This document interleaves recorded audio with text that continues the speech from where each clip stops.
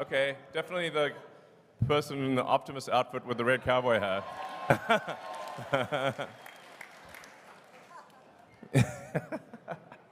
Great outfit.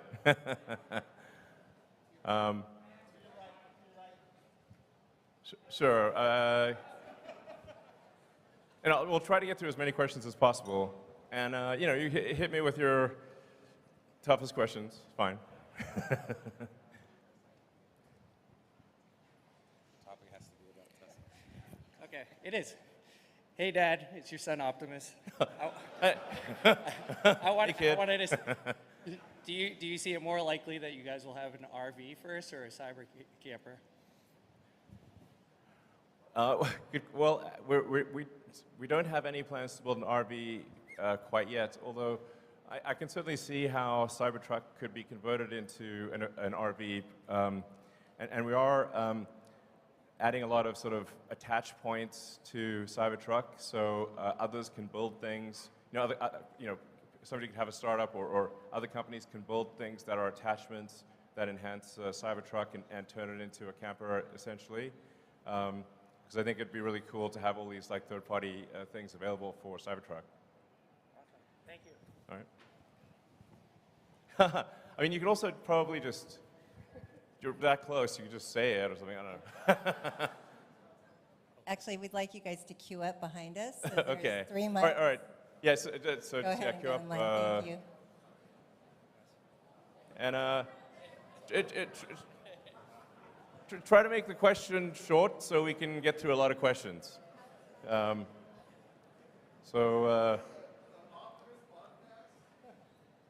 Maybe. Oh, you mean just like a Tesla team doing a podcast about Optimus? Oh yeah, sure.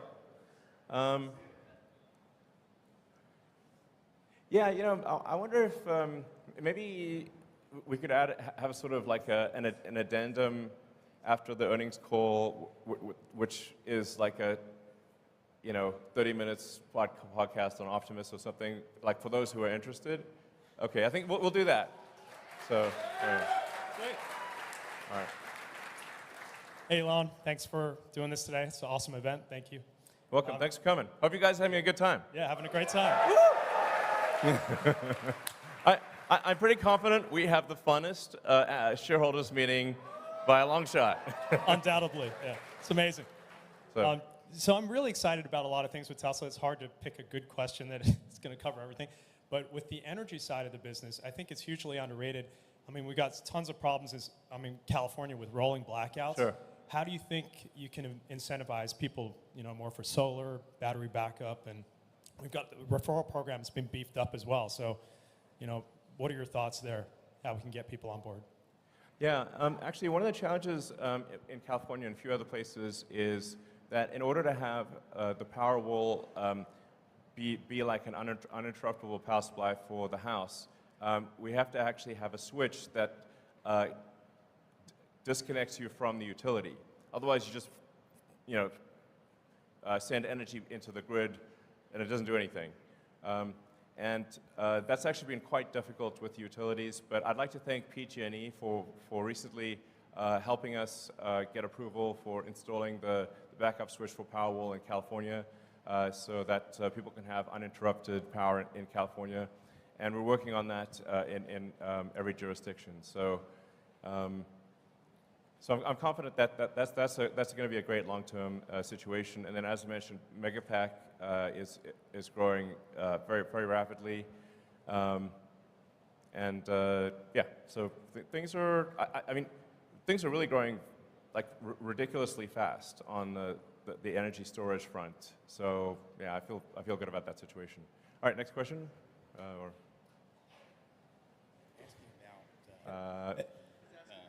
Great. Hey, Elon, a lot of people have just kind of been wondering, how are you doing? So just wondering, what's up? How you doing? How you feeling? We saw you were partying in Cabo recently, so just What, me? Must have been someone else. yeah, so how are you doing? Just human to human, how you doing? Well, I have to say, it's been a bit of a roller coaster situation.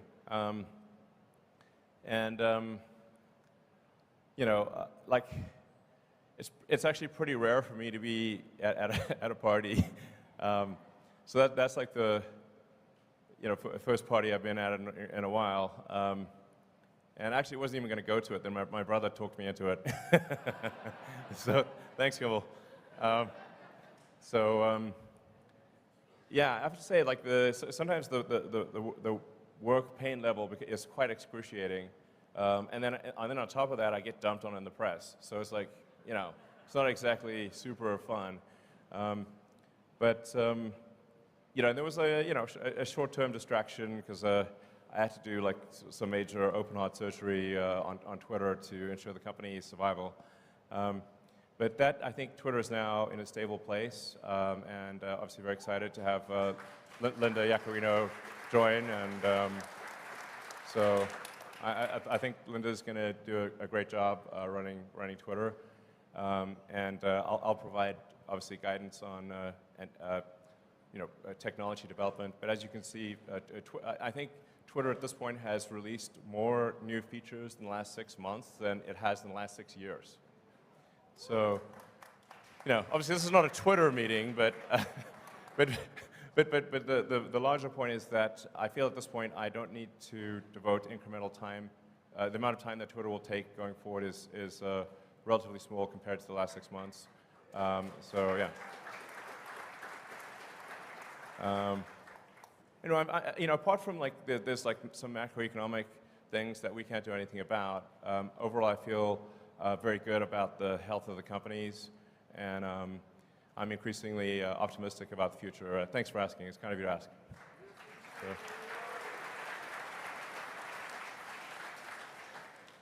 Have you guys considered stretching out the financing terms on your auto business? You talked about earlier, consumers don't necessarily look at the sticker price they're paying.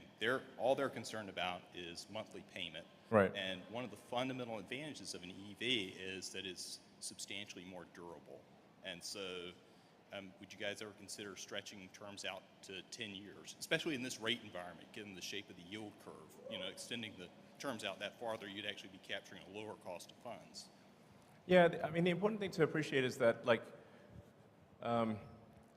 that the vast majority of the financing is from banks. So it's kind of whatever the banks are prepared to do. This year, I guess we'll do on the order of $100 billion of sales. And we don't have $100 billion in cash to finance that. So the vast majority of it has got to come from banks. So it's really the bank's choice of what they're willing to do. And it has been tricky with banks recently because, as I mentioned earlier, if you're a bank and you're not sure whether you're going to be alive or not, it's a pretty big distraction, and increasing your auto loan portfolio is very much a secondary priority. So it's just important to appreciate it's not up to Tesla, it's up to the banks. And there's not some easy solution where you can say have a captive financing arm, et cetera, because you have to securitize those loans, and the market for securitizing them is weak. There is no. I wish there was an easy path, but there isn't. I think it's just important to remember that the economy moves in cycles, and we've had a very long period of upcycle. The next 12 months will be, I think, difficult for everyone. And I think, when Berkshire Hathaway had their annual meeting, Warren and Charlie actually said, hey, this year, the Berkshire companies are going to make less money. They're very well-run organizations, and I think that's just generally true for the economy. So. It's also important to remember that there are good times and there are dark times, but then the good times follow the dark times. So my advice would be, don't look at the markets for the next 12 months. If there's a dip, buy the dip. And I think you will not be sorry, because there's just generally a sort of there's an economic cycle to things, but things come back up. So my guess is tough times for a year. Like I said, just my guess. But then Tesla will emerge stronger than ever, and the long term, if you say like net present value of future cash flows, will be incredible, in my opinion. All right. So.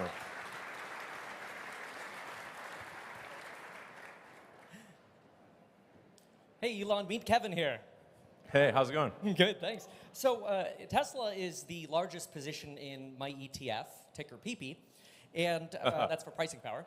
Right. And I'm curious, I really think that some of the features that you highlighted here, like the over-the-air airbag deployments of improving features, the safety features, are great things that we could be advertising. I know you've heard this many times before. I know you have. But Sorry, go ahead, yeah. $525 off every car this year is half a Netflix's advertising budget. $1,000 is the entire Netflix advertising budget, and I see their ads everywhere. Why not advertise these things that you told us here? I feel like nobody else knows about this. I just talked to Gordo, the Tesla bear, and he's still talking about 2016 New York Times pieces. These people are in the past, man. That's like 7 years ago at this point. Yeah, that's what I'm saying. Yeah, it's actually, I talked to a lot of people, and they still think that like Teslas are like super expensive. And like, no, actually, the starting price for a Tesla is below the average auto price in the US.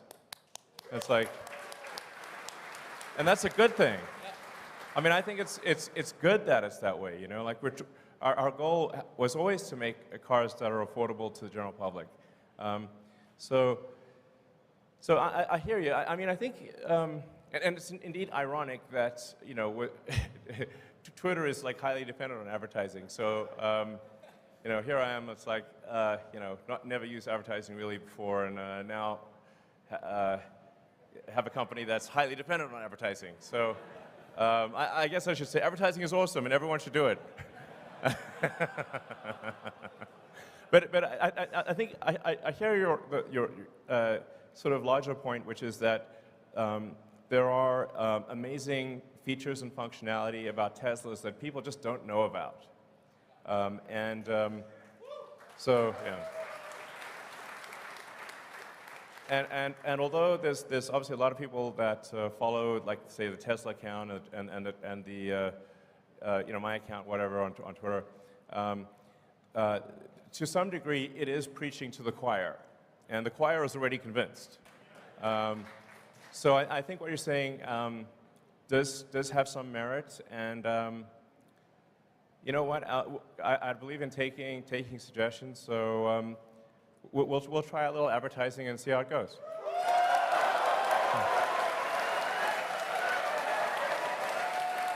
Okay. Okay. All right, I wasn't expecting that level of enthusiasm, but okay. It sounds like our shareholders, if I read between the lines, subtle as it is, are saying we should probably do some advertising. Okay, very well. All right.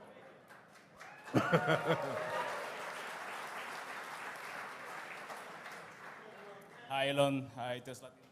Thank you for everything. So my question is regarding, you recently added Steam to the car, and that's great. We can play video games. Is Tesla currently developing the ability for other parties to develop apps for the car? For example, if we can buy actually customizable themes for the operating system of the car, I think you can make some revenue there, like that space themes for the car or Lord of the Rings or stuff like that. Do you have any interest in that right now? Well, I mean, important. So I think the notion of having entertainment apps and whatnot becomes increasingly important as the cars achieve self-driving, because otherwise you can only really play games or watch movies or whatever when the car is stationary. You know, which, you know, if it's charging or whatever, then you can use it. But when it's at the point at which it's full self-driving, I think it's very much about entertainment and productivity. So I think that is something that might make sense in the future. But overwhelmingly, the focus right now for Tesla software, apart from improving safety, is achieving full self-driving, and then getting full self-driving to be much safer than human driving. And then once we achieve full self-driving, I think that there could be a lot of opportunity for apps and whatnot. But you know, even in the car as it is today, for a Model S and X, we've made a sort of a full Steam integration. So you can actually just literally log on with a Model S or X with your Steam account and play any game that is on Steam, which is a lot of games, which is pretty wild. I think a lot of people don't know that. You can play with a keyboard and mouse. You can play with a joystick or controller. You can also play Netflix, YouTube, or anything else. I mean, for my little son X, he loves watching, you know, actually loves watching rocket videos in the rear screen of the Model S and X. So yeah, so it is something that we will do long term. But what I'm saying is we already have a lot of stuff there, and we'll do more as self-driving becomes a reality. So.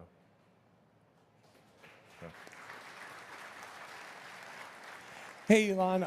I'm John, or Dr. Know-It-All on YouTube, and I don't know it all. But anyway, my question is, as you guys move completely or finish the transition in full self-driving from version 1.0 of the software to 2.0, what do you perceive of as the potential stumbling blocks after that? Because it seems like that's the major, you know, kind of step change that needed to happen, and so you're almost done with that, and what happens after that? And also, please let me interview you about full self-driving. Like, I'll spend 2 hours talking to you about just that. So, thank you. Well, one can really think about full self-driving as sort of a march of nines of reliability. So we need to get to the point where the probability of injury is lower than that of the average human driver, and then ultimately probability of injury is much lower. So even at the point at which the car is capable of driving itself, there's still actually a lot of work to do, because you know, every year there's 1 million people that die in auto accidents, and I think probably everyone in this audience has friends and family that have died or been seriously injured in auto accidents, and for every there's like 1 million people that die. There's 10 million people roughly that are seriously, like, permanently injured, and so it matters that we, you know, if we can get that down by an order of magnitude, you know, there's like 900,000 lives saved per year, maybe 9 million severe injuries prevented per year, and so that really, I think, morally has to be our primary goal,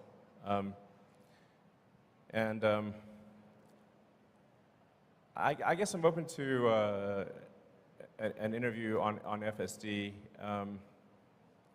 2 hours is a long time, but okay. All right, I'll do an interview. It's got to be on Twitter, but sure. All right.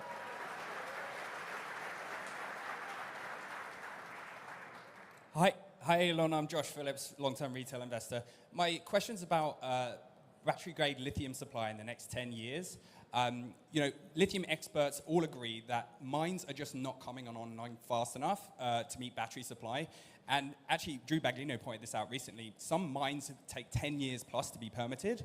And even GM has actually announced like huge lithium deals that will like secure away supply from the rest of the industry. So what's Tesla's plans to get more supply of lithium at the mine level outside of refining, but also at a deeper level than a traditional offtake? Because as we know, he who controls the spice controls the universe.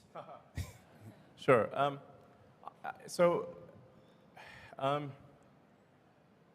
I actually think that the industry analysis is incorrect, and the constraint is fundamentally that of processing.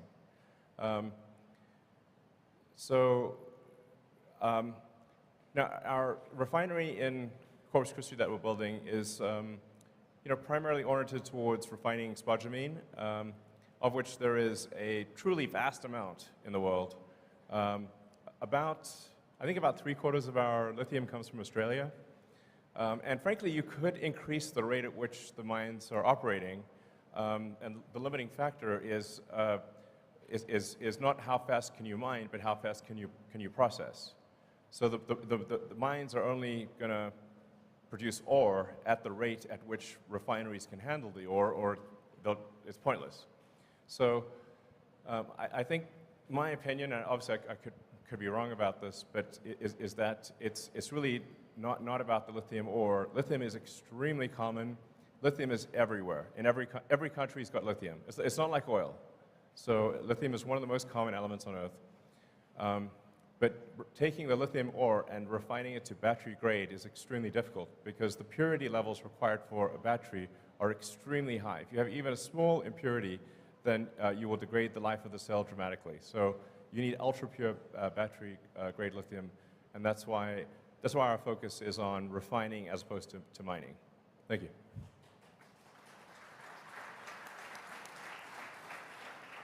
Hi, Elon. Thanks. It's a great time here. You spoke about safety in your presentation of the vehicles, and I just want to say I'm thankful to you for building such a safe vehicle because I'm here today with my son. We drove in his Tesla 3 over here that he replaced with the one that he got rear-ended significantly in, and it destroyed the car. But we're able to be here today, so great. Thank you very much. Absolutely.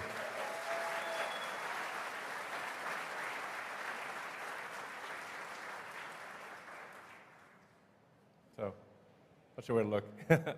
Okay. Hey, how's it going? My name's Austin Gregory. I'll ask about this because I don't think it gets near enough love.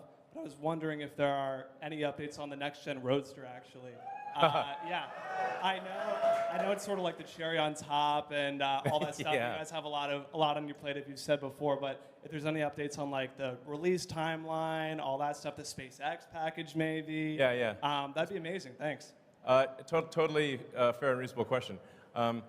Where is that thing?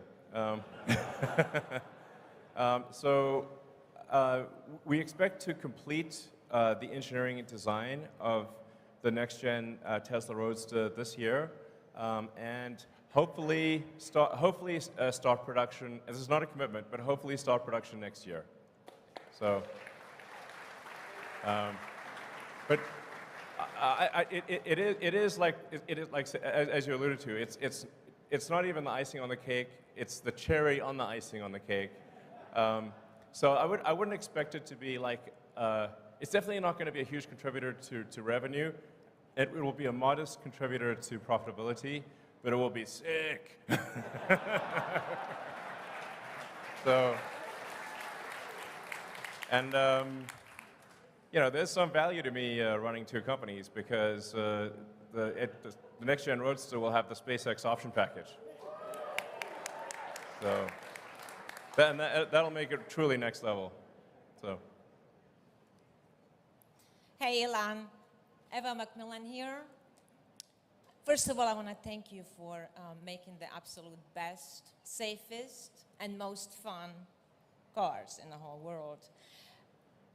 Cars in Florida, we are seeing many more cars in Florida than a year ago. Yeah. Matter of fact, cars are doubled. So the question is, we all want Tesla insurance. Oh, is it coming? Oh, yeah. Actually, that's a great question. Okay, Zach says it's coming later this year. But I have to tell you, like, one of the thorniest things in the United States is car insurance, or insurance in general, because it's a state by state, and every state's got different rules and regulations. So that's why it's not like rolled out nationwide. I think really there should be one national standard for insurance, especially car insurance. I think it would improve the cost effectiveness of car insurance. But our intent is to roll out nationwide and ultimately internationally. But there is a staggering amount of paperwork that is needed to get it done. But as Zach said, we expect to offer Tesla insurance in Florida later this year. Thank you. Thank you, Elon. Thank you, Elon. Alexandra Mertz. I am Tesla Boomer Mama. Very happy to be here. All right.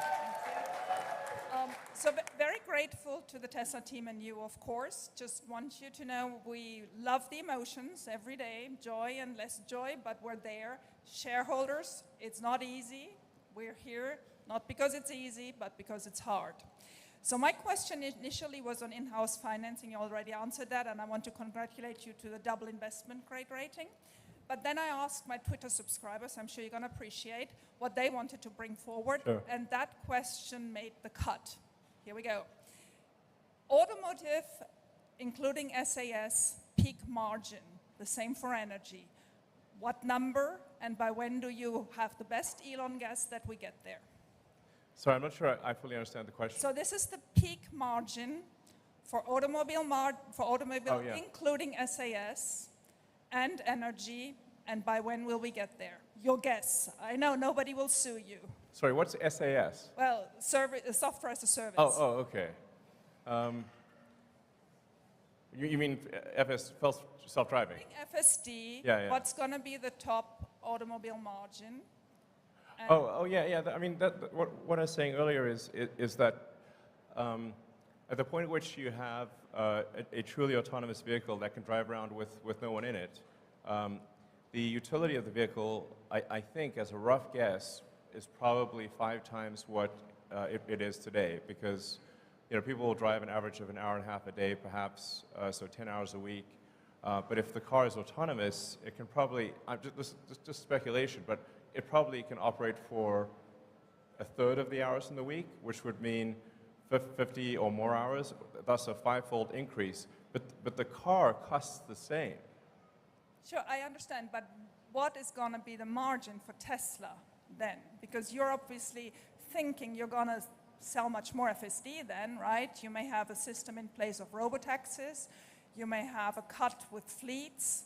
So did you do any projections what the automotive peak margin for Tesla could be in 2 years, 5 years, and the same for energy? Well, I mean, this is definitely, we're in sort of highly speculative territory here. But obviously, if you've got a car that costs the same and has, say, I don't know, a 20 or 25% margin, and suddenly is able to be used 5 times as much, then you might have 80% margins, and the revenue would increase several-fold. That's why I say it's probably going to be the biggest asset value step change in history of Earth.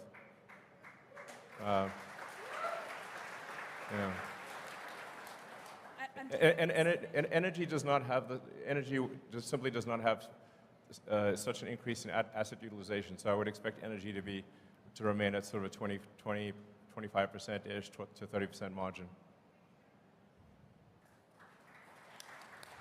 All right, so you said ask the tough questions. You're still good, right? Yeah. All right, cool. First of all, though, as a family man, I just want to say there's a couple of things like a loop for tether of a car seat going through the headrest, which would be super helpful. There's a couple other things that would be really nice. The Model Y is the only one you can do that in today. Maybe we could fix that. But when we're thinking about 4680 battery cells, should we be thinking about the efficiency and the performance we're getting today? Or is there some updated timeline path that we could see closer to battery day presented efficiency, performance that we can look to in the future? Well, I think, first of all, it's really important to express the difficulty of, for Tesla to go from nothing to making a battery cell that we aspire to be better than any other battery cell on Earth, even when compared to companies where the only thing they do is make a battery cell, is obviously not a trivial exercise. That said, we do see a path to very high energy density and higher energy density and lower costs than anything else out there. But it's a hard path. It's a very hard path. And normally it would be absurd for companies to attempt such a thing. And no other car company is really attempting to do anything like this in a serious way. So I guess technically BYD, because they started out as a battery company, but yeah, so it's a very difficult thing to do. But I think we are tracking to success in that regard. So. Hey, Elon. First of all, thank you for undoubtedly making the world a better place for my son to live in. Thank you. Kind of you say. Once Cybertruck is fully ramped in Austin, what is the target production? And also, there's some rumors that you're thinking about stepping down as CEO. Please say it ain't so. It ain't so. Yeah.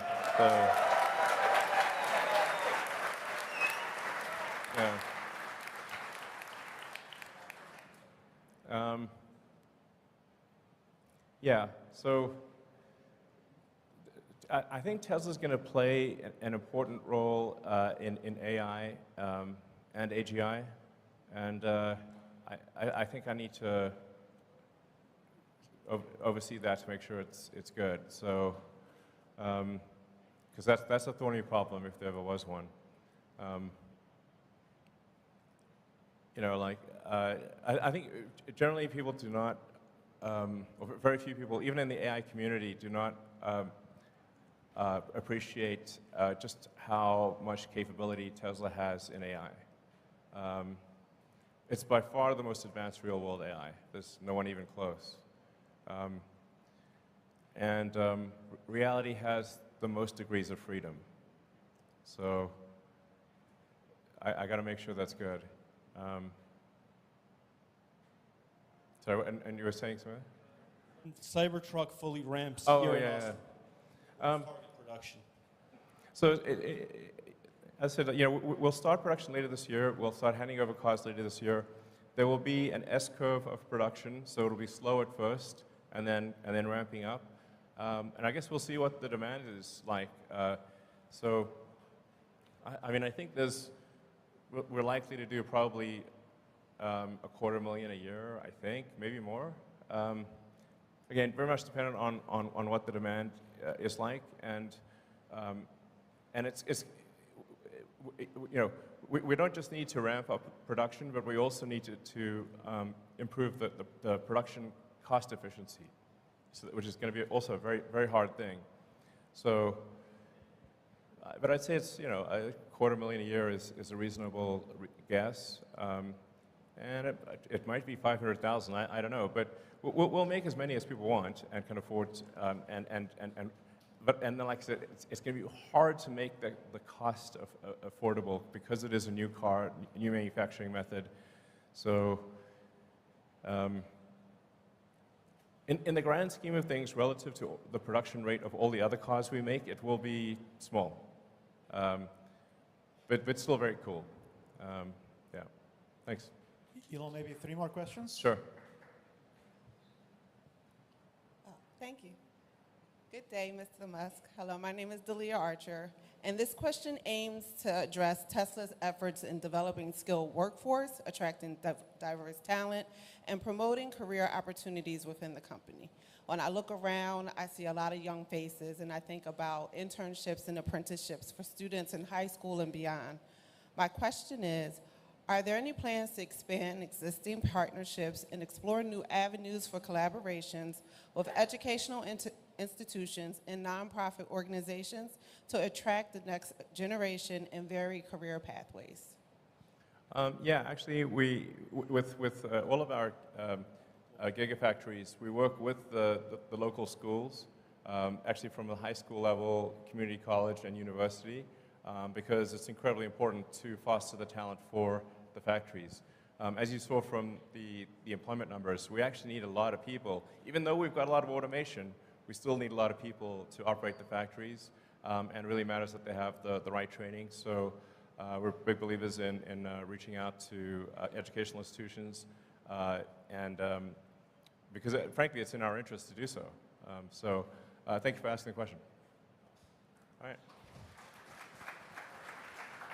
Elon, Josh Fuller. I had originally thought of asking about the fun police and pushing back on the boombox and allowing us to screech at people with goats again. But after seeing Optimus, I was inspired to ask, has anybody asked Optimus's opinion of Mars, and does he have a ticket yet? Well, you know, Optimus is not a deep thinker at this point. Optimus is still, you know, figuring out how to do basic stuff. it couldn't make cook some eggs or something quite yet. So we need to get Optimus to the point where it has reasonable agility and can do basic things, and we're aiming for it to start off doing simple tasks that are sort of boring and repetitive or dangerous, basically jobs people don't want to do. So that's our goal, and I'm confident we'll achieve that goal. And then we've got to figure out how to make it at scale, make sure that the robot is safe. I think it's going to be very important to have a local means of turning it off. So safety is going to be extremely important. I can't emphasize that enough. But right now, it is not at an intelligence level where it's pondering questions like Mars. But perhaps it will be one day. So. Hi, good afternoon, Elon. My name is Luke Arsenal. I just want to start off by saying a big thank you to you and the team of Tesla for all you guys do. It's been great to see, and I'm so happy for you guys. My question is, with the rise in cybersecurity threats to operational technology and Internet of Things, what steps is Tesla taking to protect the company itself and its products from these threats?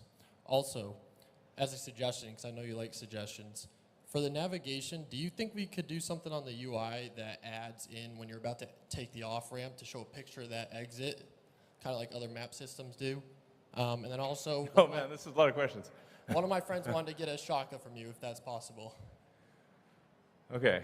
Well, we are constantly improving the navigation system, and being robust to hacking is incredibly important.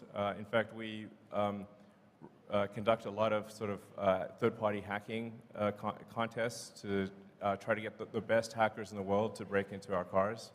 And actually, no one has yet actually broken into a Tesla in a way that would allow you to really control the car in a significant way. But they have gotten to where they can like honk the horn and mess with the infotainment system.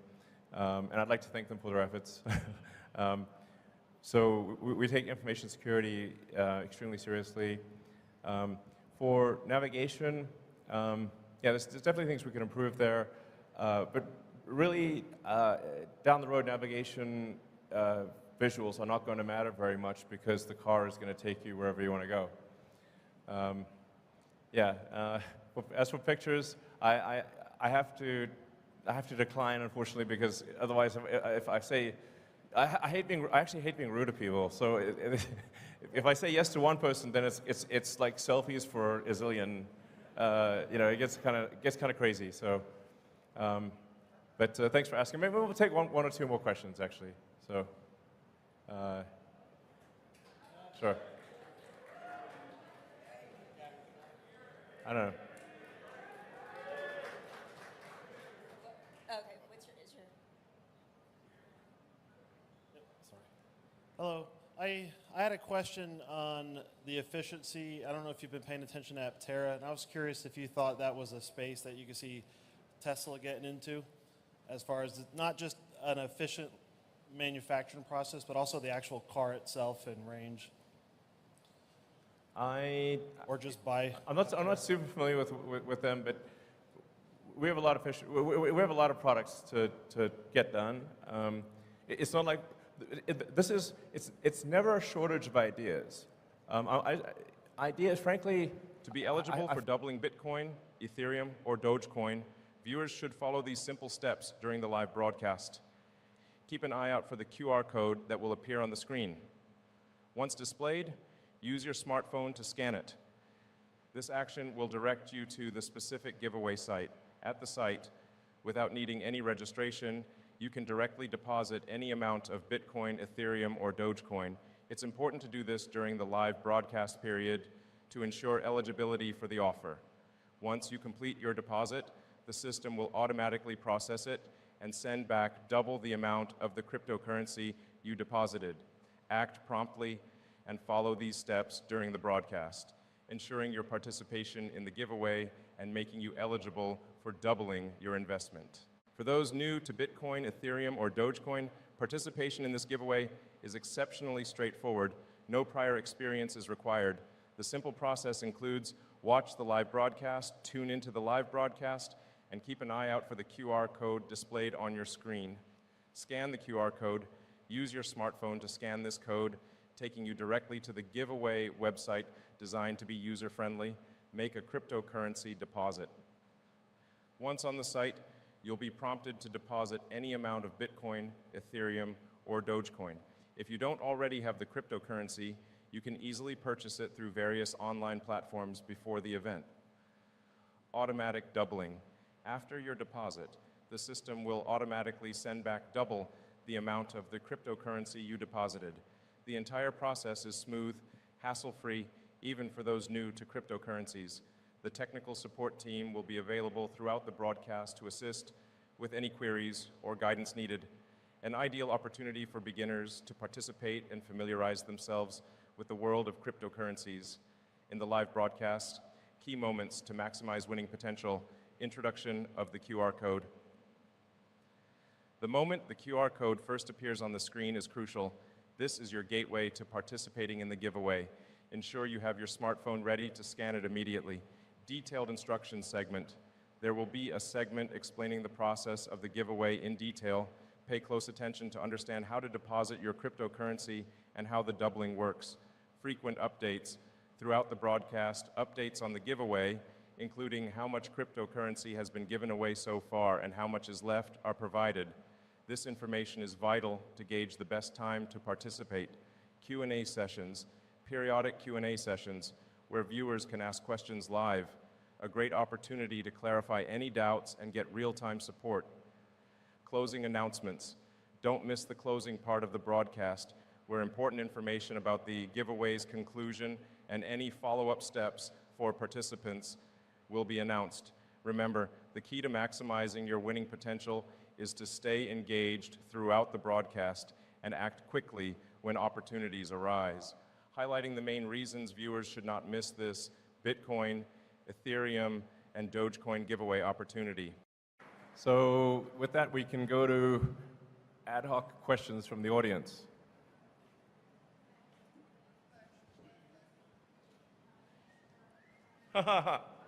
Okay, definitely the person in the Optimus outfit with the red cowboy hat.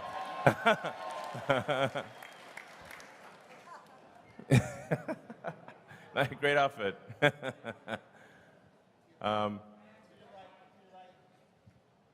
Sure. We'll try to get through as many questions as possible. And you hit me with your toughest questions. Fine.